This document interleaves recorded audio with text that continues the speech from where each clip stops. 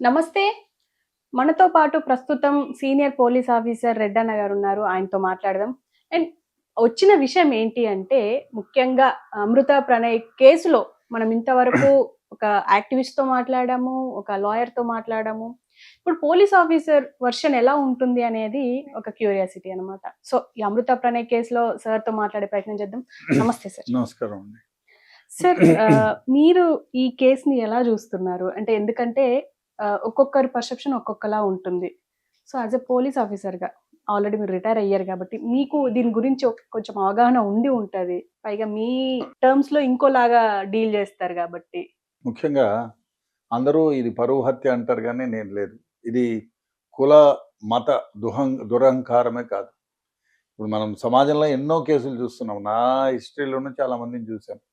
Suppose ఈ అబ్బాయి ఒక ఉన్నత స్థానంలో ఉండి, ఒక ఐఏఎస్ ఆఫీసరో, లేకపోతే ఒక బిలియనీరో అయి ఉండి, ఈ తక్కువ స్థాయిలో ఉన్న ఒక ఈ కమ్యూనిటీ వాళ్ళు ఎవరన్నా ఉండి, ఈ మారుతీరావు డాటర్ అయి ఉంటే, మారుతీరావు యాక్సెప్ట్ చేసేవాడు కాదా? ఓకే. డెఫినెట్‌గా చేసేవాడు. అంటే మనీ మ్యాటర్ అంటారు. అంతే కదా! మనీ, హోదా ఇవి 2. ఇప్పుడు డబ్బు హోదానిస్తుంది అనుకుంటారు. అది నిజంగా మంచితనము హోదానిస్తుంది. కానీ అది ఎవరు గుర్తించరు, గమనించరు. ఇక్కడ ఒకటి మారుతీరావు, అటు బాలస్వామి ఏమో ఆయన ప్రణయ్ వాళ్ళ తండ్రి. ఇద్దరు స్నేహితులు అంటున్నారు. ఇన్వెస్టిగేషన్ ఆఫీసర్‌కి ఎక్కువ తెలుస్తుంది. మనం ఏదో పేపర్లు, టీవీలలో చూడడమే తప్ప, మనకు అంటే చూసి విశ్లేషించుకోవడమే తప్ప, మనకు వాళ్ళ పర్సనల్ జీవితాలు ఎంతవరకు అనేది మనకు తెలియదు. ఏదో చూస్తే ఇద్దరు ముందు ఈయన వాళ్ళ షెడ్‌లోనే ఏదో బిజినెస్ స్టార్ట్ చేశారనేది వింటున్నాం. ఎవరు? ఈ మారుతీరావు. తర్వాత అంచెలంచెలుగా వెదిగాడు. ఆయన బిజినెస్ అనండి, తెలివనండి, ఆయన అదృష్టం అనండి, ఏదో అంచెలంచెలుగా వెదిగి ఉన్నత స్థాయికి వచ్చినాడు. ఉన్నత స్థాయిలో ఉన్నత స్థాయి డబ్బుల్లో పలుకుబడితో పాటు డబ్బు ఉంటే అక్కడ పలుకుబడి వస్తుంది. ఆ విధంగా ఎదిగాడు. ఎదిగినప్పుడు ఏమైపోయిందంటే, ముఖ్యంగా ఇది సమాజం చేసిన నేరమని అని చెప్తాం. ఇప్పుడు ఆయన మారుతీరావుకి ఎవరైతే స్నేహితులు ఉన్నారో వాళ్ళు 10 మంది ఏమైతే ఏముందిరా, వాళ్ళిద్దరూ మనసిచ్చి పుచ్చుకున్నారు, క్యాస్ట్ది ఏముంది, పెళ్లి చేసుకుంటే పోతుంది.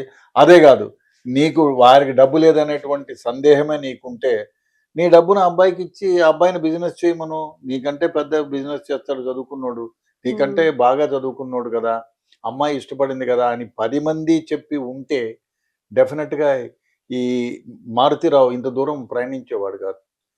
ఎందుకంటే చాలా మంది చెప్పింది ఏమిటంటే, పెళ్ళైపోయిన తర్వాత రిసెప్షన్లో కూడా పాలు పంచుకున్నాడు ఈయన అని.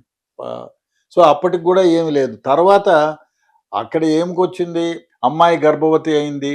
10 మంది 10 రకాలుగా తన కులస్తులు ఏమిట్రా నువ్వెక్కడ, నీ తాహత ఎక్కడ, నీ నీ అంతస్తు ఎక్కడ అని 10 మంది అన్నదాంట్లో ఈయన హర్ట్. అరే ఏంటి ఈ విధంగా జరిగింది, ఎట్లా తలెత్తుకోవాలో సమాజంలో. కానీ సమాజము is not answerable to his own life. సమాజంలో 100 మంది 100 రకాలుగా అనుకుంటారు. అందరూ అనుకునేది మీరు ఆ విధంగా ఆలోచన చేస్తే మీరు బ్రతకలేరు సమాజంలో. కాబట్టి కాకపోతే ఒకటి, ఏమైతుంది, నేను ఇచ్చి చేశాను, వాళ్ళిద్దరు ఇష్టపడినారు, సంతోషంగా ఉంటున్నారు, అది నాకు చాలు. ఎవరికిచ్చిన, సపోజ్ ఓ కోటీశ్వరుడికో ఉన్నతాధికారికో ఇచ్చి పెళ్లి చేసి ఉంటే, వాడు ఈ అమ్మాయిని రోజు రాసి రంపాన పెడుతూ ఉంటే అంతకంటే నరకం ఏముంది? ఏదో ఇష్టపడినారు, ఇద్దరు పెళ్లి చేసుకుంటున్నారు, సంతోషంగా ఉంటారు. ఆ ఆస్తి అంటావా, నేను ఇస్తాను నా ఆస్తి అని చెప్పి ఆయన మనసులో ఊరటపడి 10 మందికి అదే ఆన్సర్ ఇచ్చి ఉంటేనో, లేదా 10 మంది కూడా ఏం కాదులేరా నేనున్నానని 10 మంది స్నేహితులు, ఆ కుల పెద్దలు కూడా ఏం కాదు చేసినావు, వాళ్ళు సంతోషంగా ఉంటున్నారులే వదిలే అని ఉంటేనో, ఈ మారుతీరావు ఈ అబ్బాయిని సుపారీ ఇచ్చి చంపే అంత దూరం పోయిండాడు కదా. సో దీన్ని అంటే ఒక్కొక్కళ్ళు ఒక్కొక్క విధంగా ఆలోచన చేస్తారు. ఇక్కడ కులం కాదు. నాకు తెలిసిన చాలా మంది ఉన్నతాధికారులుగా ఉండి అట్టడుగు స్థాయిలో ఉన్న ఒక పెద్ద కులం మనం అనే అనుకుందాం.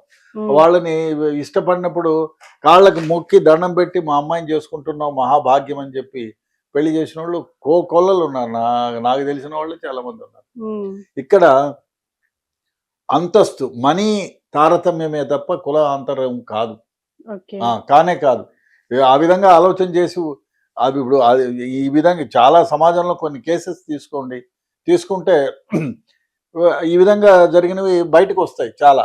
మొన్నటికి మొన్న ఒక చూడండి ఇంకోటి మనుషులు ఇటువంటి నేరం చేసేక ముందు అరే! నేను వాడిని చంపుతాను. చంపిన తర్వాత నా నా కుమార్తె ఒక భర్తను కోల్పోతుంది. అందులో గర్భవతి. అవును. రేపు పిల్లాడిని కంటారు. పిల్లోడిని కంటే కూడా మీ మామ ఇట్లాంటివి చేశాడంటారు. ఈ అబ్బాయిని చంపితే ఏమైపోతుంది? అమ్మాయి జీవితం ఎవరినైనా ఇంకో సెకండ్ మ్యారేజ్ చేసుకున్నా అంటారు అమ్మాయిని కాకుల్లాగా పొడుస్తారు సమాజం. అవును. సో అప్పుడు ఆ అమ్మాయి జీవితం నాశనం చేసామా? అమ్మాయికి అమ్మాయే పుట్టిందనుకో, అబ్బాయో అమ్మాయో ఎవరో ఒకరు పుట్టినారనుకో, వాళ్ళ మీద ఈ మచ్చ ఉంటుందా? డెఫినెట్‌గా ఉంటుంది. ఉంటుంది కదా. హ్మ్. పోనీ ఆ అబ్బాయిని చంపిన తర్వాత వాళ్ళ తల్లిదండ్రులకు శోభను మిగిల్చావు కదా. పోనీ నువ్వేమన్నా బాగుపడ్డావా? నీవు ఒకటే కుమార్తె, ఆమె సుఖాన్ని సంతోషాన్ని చూడాల్సిన వాడివి. ఆల్రెడీ నీకు 40-50 ఇయర్స్ అయినాయి. ఇక నువ్వు బ్రతికితే మహా 20 ఇయర్స్ బతికేవు, 30 ఇయర్స్ బతికేవు. సో నువ్వు హ్యాపీగా వద్దు వాళ్ళు పెళ్లి చేసుకున్నారులే వాళ్ళ జోలికి పోకుండా నువ్వు హ్యాపీగా నీ బ్రతుకు నువ్వు బ్రతికుండొచ్చు. నువ్వు అంతకు వాళ్ళ కాదు నీకు కక్షగా ఉందనుకోండి, నీ ఆస్తిని ఏ అనాథాశ్రమాలకో లేకపోతే గుళ్ళకో రాసి లేదు దాన ధర్మాలు చేసి మంచి పనులు చేయాల్సి ఉంటుంది. లేదు నువ్వు ఇంకా మంచివాడు అయితే అమ్మాయికి అరే అబ్బాయికి మంచి బిజినెస్ చేయరా బాబు, నువ్వు రా ఉండు, ఇదంతా నువ్వే చేసుకో అని చెప్పి మంచి ఉన్నత స్థాయికి తీసుకురావాల్సి ఉంటుంది. ఇదంతా మారుతిరావు గురించి. కానీ అమృత, ప్రణయ్ ఏం ఆలోచించాల్సి ఉండే సార్? డెఫినెట్గా అమృత, ఎందుకంటే తండ్రి ఎంత ఎక్కువగా ప్రేమించి ఉంటే కుమార్తెని, అందరూ పిల్లల్ని బాగా ప్రేమిస్తారు, కొందరు అతిగా ప్రేమిస్తారు. సో పిల్లల్ని ఎవరు ప్రేమించకూడదు, వాళ్ళ చావుని వాళ్ళ అంతాన్ని లేకపోతే వాళ్ళ దుఃఖాన్ని చూడాలనుకొని ఎవరు పెంచరు. ఎవరైనా తల్లిదండ్రులు మన పిల్లవాడు సంతోషంగా ఉంటే 10 కాలాల పాటు చూడాలనే ప్రతి ఒక్కళ్ళు భ్రమపడతారు. సరే కానీ తల్లిదండ్రులు అరే నేను ఈ అబ్బాయిని ప్రేమిస్తున్నాను, ఈ తల్లిదండ్రుల యాక్సెప్టెన్స్ ఉంటుందా కాదా, వాళ్ళకు మానసిక క్షోభని ఏమైనా మిగులుస్తామా అనేది యుక్త వయసులో ఉన్న వాళ్ళకి చూడాలి. చూసి నేను ప్రేమించడం తప్పని చెప్పడం, ప్రేమించండి కానీ ప్రేమించిన తర్వాత దాన్ని నిభాయించేటువంటి పరిస్థితులు కూడా ఎదురు చూడాలి. అంతేగాని ఇప్పుడు ప్రేమించారు మీరు, సరే ఆ అబ్బాయిని ఉన్నత స్థాయిలో ఈ అమ్మాయి అంత తొందరపడి పెళ్లి చేసుకోకుండా వాడిని ఉన్నత స్థాయిలోకి తీసుకెళ్లి పెళ్లి చేసుకుని ఉండొచ్చు. సో ఇంకోటి ఏమైపోయింది, వాళ్ళు ఇద్దరు కూడా ఒప్పించుండొచ్చు. లేదు ఈ మారుతిరావును ఒప్పించడానికి కొంచెం టైం తీసుకునవచ్చు, కానీ ఒప్పించింటే బాగుండేది, మేబీ ఖచ్చితంగా బాగుండేది, ఇంత దూరం జరిగేది కాదు. సో తల్లిదండ్రులు ఇప్పుడు ఏమైంది, అమ్మాయి పెళ్లి చేసుకుంది తల్లిదండ్రులు కాదని, ఆయనేమో ఈ డబ్బు మున్సిపాలిటీతో వేరే వాళ్ళని చూసి ఆయన చంపేశాడు. చంపితే ఏమైపోయింది, అల్లుడిని చంపేశాడు, ఏమైంది, చివరికి కేసు అయింది. ఎవ్వరికి కూడా ఎవరినైనా చంపాలి అనే ఈ మత దురంకారమో లేకపోతే డబ్బుల వ్యామోహంలోనో కులాంతర వివాహాలను చంపేవాళ్ళు ఒకటి ఆలోచన చేయరు. చంపిన తర్వాత వేర్ యూ స్టాండ్, పోలీసులు పట్టుకుంటారు, కేసు పెడతారు, నిన్ను జైల్లో పెడతారు. మీకు ఎప్పుడు పెళ్లి జరిగేది ఆ ఊర్లో వాళ్ళకో ఆ పక్క గ్రామాలకో తెలుస్తుంది, అంతేనా? అవి ఇప్పుడు మారుతిరావు ఎవరో, ఇప్పుడు అమ్మాయి పెళ్ళైనప్పుడు మారుతిరావు ఎవరో తెలియదు, అమృత ఎవరో తెలియదు, బాలస్వామి ఎవరో మనకు తెలియదు. మా మిర్యాలగూడ వరకేనో ఆ నల్గొండ వరకేనో ఎంతో అంతవరకే తెలిసేది. ఇప్పుడు ఏమైంది, మొత్తం దేశం అంతా కూడా కూస్తూ ఉంది మీ గురించి. ఇది పరువు పోగొట్టుకోవడం కాదా? ఎందుకు చేశారు ఈ పని? ఇంకో విషయం, సో మీరు పరువు కోసం హత్య చేసి మీరు ఏమైనా సుఖపడ్డారా? మీరు జైలుకి పోయినారా? తర్వాత ఆ జైల్లో నుంచి వచ్చిన తర్వాత ఇప్పుడు బ్రతికే ఉంటే ఆయన కూడా ఉరిశిక్ష అయ్యేదేమో. సో దానివల్ల ఏమైంది, నీ జీవితం నాశనం అయిపోయిందా? నీ భార్య జీవితాన్ని నాశనం చేసావా? నీ కుటుంబాన్ని నాశనం చేసావా? నీ కూతురు సుఖపడిందా? లేదు. నీ ఒక్కగానొక్క కూతురు.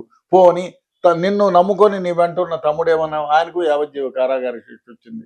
ఏమైపోయింది, మీ కుటుంబం మొత్తం సర్వనాశనం అయిపోయింది నువ్వు చేసిన ఒక దుశ్చర్య వల్ల. వాళ్ళ బ్రతుకు నేను వదిలేసింటే నీకు ఈ గతి పట్టేది కాదు కదా.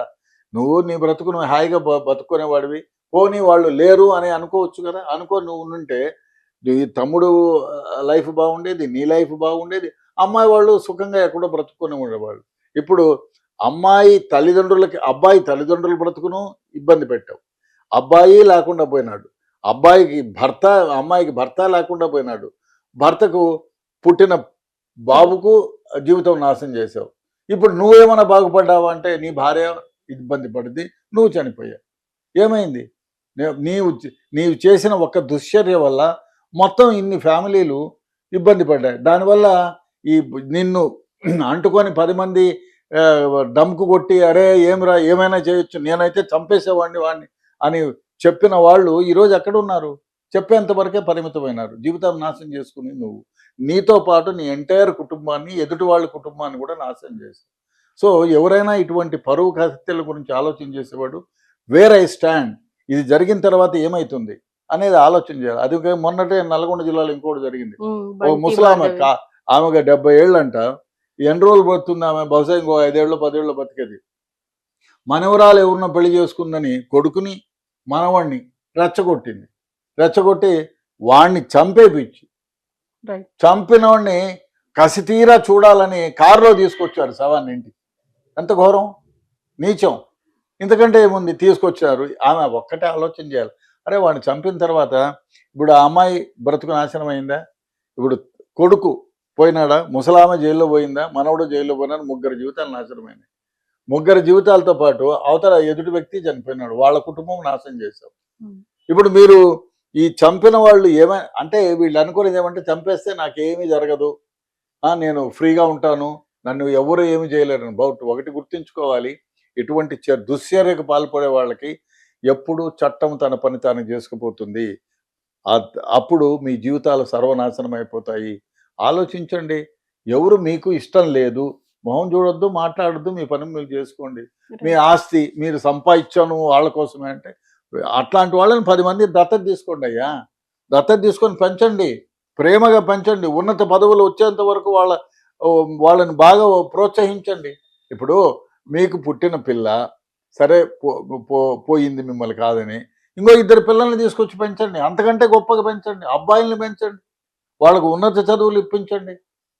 మీకు అంతా ఇది ఉంటే ఆ ప్రేమని ఇక్కడ కురిపించండి, తప్ప కాదు కదా. సో మీరు ప్రేమని మిస్యూజ్ చేస్తున్నారు. మీ ప్రేమను డైవర్ట్ చేయండి. ఇంకో విషయం ఏమిటంటే, మీరు హత్య చేసేకి ముందు ఒకటి ఆలోచన చేయండి, చేసిన తర్వాత ఏం జరుగుతుంది, వేర్ వీ స్టాండ్, ఎక్కడ మనం ఉంటాం. మన జీవితాలు నాశనం అవుతాయా? డెఫినెట్గా పోలీసు వారు, చట్టం మిమ్మల్ని ఉపేక్షించదు. చట్టం డెఫినెట్గా మీకు ఉరిశిక్షో జైలు శిక్షో పడుతుంది. అప్పుడు మీరు అనాలోచితంగా తీసుకున్న ఈ చిన్న ఆలోచన అందరి జీవితాలను నాశనం చేస్తుంది, ఎస్పెషల్లీ మీ జీవితాలను. సో దానివల్ల ఎవరికి నష్టం? డెఫినెట్ గా. అండ్ సార్ ఇప్పుడు లీగాలిటీకి విషయానికి వస్తే, legality okay, and 1600 charge sheet వేసామని చెప్పేసి అప్పుడున్న ఏసీపీ రంగనాథ్ గారు చెప్పారు. సో ఇందులో ఏమేమి ఇంక్లూడ్ చేసి ఉంటారు సార్? అంటే అన్ని ఇన్వెస్టిగేషన్ లో ఇప్పుడు 1600 15 పేజీల 2 పేజీల ఇది కాదు, 100 పేజీలు వేసున్న సారాంశం ఏమిటి?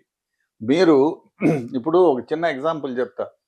మొన్న ఒక ఎక్స్ మిలిటరీ అతను పెళ్ళైన 13 ఏళ్ళు భార్యతో కాపురం చేసి 10 ఏళ్ళ కుమార్తె 9-8 ఏళ్ళ బాబు ఉండగా ఎవరో అమ్మాయి మోహంలో పడి సొంత భార్యని ఏదో కొడితే పడి చచ్చిపోతే ఆమెని ఏ విధంగా ఎవిడెన్స్ లేకుండా చేయాలని ముక్కలుగా చేసి కుక్కర్లో ఉడకబెట్టి దాన్ని ఎండబెట్టి పొడి చేసి బాత్రూంలో పడేసి ఆ మిగతా ఎముకలను కూడా అదేంది మిక్సీలో వేసి కొట్టి ఇవన్నీ చేసి ఎత్తపోయి పెట్టాడు, ఎక్కడ చెరువులో పడేశాడు. అయితే ఒకటి గుర్తుంచుకోవాలా, పోలీసులకు ఇది కష్టతరమే. ఇన్వెస్టిగేషన్లో డెఫినెట్గా సైంటిఫిక్ వే ఆఫ్ ఇన్వెస్టిగేషన్ చేసి సర్కమ్స్టెన్షియస్ ఎవిడెన్సెస్ అన్ని కలెక్ట్ చేసి జ్యుడిషియరీ కూడా దీన్ని పెద్ద మనసుతో చూసి ఇన్వెస్టిగేషన్ కరెక్ట్గా చేస్తే డెఫినెట్గా వాడికి, ఇట్లాంటి వాడికి కూడా ఉరిశిక్షపడాలి. అప్పుడు సమాజంలో తెలుస్తుంది.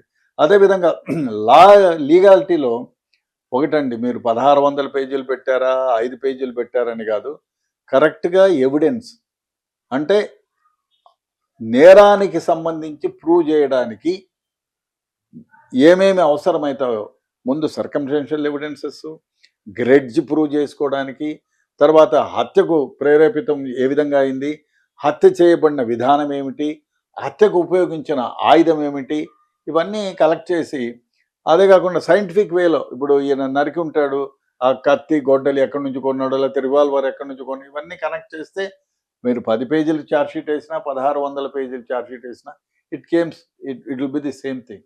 సార్ ఇప్పుడు ఇదే ఇదే చార్జ్ షీట్ తోని ఇప్పుడు ఎస్సీ ఎస్టీ కోర్టులో అంటే నల్గొండ ఎస్సీ ఎస్టీ కోర్టులో ఇప్పుడు ఆయనకి మరణ శిక్ష అండ్ యావజ్జీవ శిక్ష వేశారు. అండ్ నెక్స్ట్ కోర్టుకి ఎలాగో వెళ్తారు ఖచ్చితంగా. వెళ్తారు. వెళ్ళిన దగ్గర కూడా ఇవే కన్సిడర్ చేస్తారా? ఇంకా ఏమైనా వాదించి వాదిస్తారండి, ఇంకా వాదిస్తారు. హైకోర్టులో చూస్తారు ఎన్ని. ఇప్పుడు లోయర్ కోర్టులో శిక్ష పడినవి హైకోర్టులో కొటేషన్ కేసులు లేవు, ఉన్నాయి, చాలా ఉన్నాయి కదా. కాబట్టి వీరికి తోచిన జడ్జిమెంట్, జడ్జి గారు వారి మనసుతో ఏమి జరిగిందో విశ్లేషించి వారు ఏది తగింది అనుకుంటారో ఆ విధంగా ఇస్తారు. ఇంకొక జడ్జి దాన్ని ఏ కోణంలో చూస్తారో చెప్పలేము. సో మరణ శిక్షను లేదు, మిగతా వాళ్ళల్లో కూడా కొందరికి మరణ శిక్ష విధించవచ్చు, లేదు ఈ వీళ్ళల్లో కొందరిని వమిషన్ ఇవ్వచ్చు, లేదా మరణ శిక్షను రద్దు చేసి యావజ్జీవ కారాగార శిక్ష చేయొచ్చు. కాబట్టి చెప్పలేం. హైకోర్టులో అవుతుంది, హైకోర్టులో ఫుల్ బెంచ్లో అవుతుంది, తర్వాత సుప్రీంకోర్టుకు పోతుంది. సుప్రీంకోర్టులో కూడా వాదనలు వింటారు, వీళ్ళ జడ్జిమెంటు ఏ విధంగా ఇచ్చారని, లోయర్ కోర్టులో ఏ విధంగా ఇచ్చారు, హైకోర్టులో ఏ విధంగా ఇచ్చారు, అవన్నీ విశ్లేషణ చేసుకుంటారు. జడ్జిలు అంటే ఏదన్నా తొందరపాటు చర్యతో ఇచ్చారా, ఎమోషనల్గా ఇచ్చారా అనేది ఆలోచన చేస్తారు. చేసి మళ్ళీ ఏ శిక్ష విధిస్తే ఆ శిక్ష విధిస్తారు. అదే కాకుండా ఒకవేళ సుప్రీంకోర్టులో కూడా మరణ శిక్ష విధిస్తే మనకు ప్రెసిడెంట్ ఆఫ్ ఇండియా గారు ఉన్నారు, వారికి మళ్ళీ పోతుంది ఇది. వారు కూడా దూరదృష్టితో ఆయన జీవితంలో జరిగినటువంటి ఇన్సిడెంట్స్ని బాగా ఆలోచన చేసి మరణ శిక్షను రద్దు చేయొచ్చు, యావజ్జీవ కారాగార శిక్ష చేయొచ్చు, చెప్పలేం. కరెక్టే సార్. అండ్ సార్ ఇప్పుడు ఇందాక మనం మాట్లాడుకున్నట్టు నల్గొండలో నానమ్మ చంపమన్నది అని చెప్పేసి, అక్కడ బంటిని చంపిన వాళ్ళని కూడా ఇలాగే శిక్షించాలి, అమృత ప్రణయ్ కేసులో ఏం జరిగిందో నా కేసులో కూడా అలాగే జరగాలని చెప్పేసి బంటి వైఫ్ కూడా కోరుకుంటూ ఒక వీడియో విడుదల చేసింది. అంటారమ్మా, అందరూ ఆశపడతారు ఇట్లే శిక్షించాలని అంటారు. మరి ఇంతకాలం ఎందుకు చెప్పలేదామే? ఇది జరిగింది కాబట్టి చెప్పిందా? కొందరు అంటున్నారు ఇదే శిక్ష ఒక 4 నెలల 3 నెలల క్రితం అయింటే ఈ పరువు హత్య జరిగేది కాదని. అయిండొచ్చు, నిజమే కూడా అయిండొచ్చు. ఎందుకంటే అరే ఈ విధంగా చేస్తే ఈ జీవితాలు నాశనం అవుతాయి అనేది ఒక ఆలోచన పరిజ్ఞానాన్ని పెంచుతుంది మనుషుల్లో. ఇప్పుడు ఈ ప్రణయ్ మర్డర్ కేసు చాలామంది నోట్లోకి వెళ్ళిపోతుంది, అందరిలోకి. Electronic media, print media active ఉంది కాబట్టి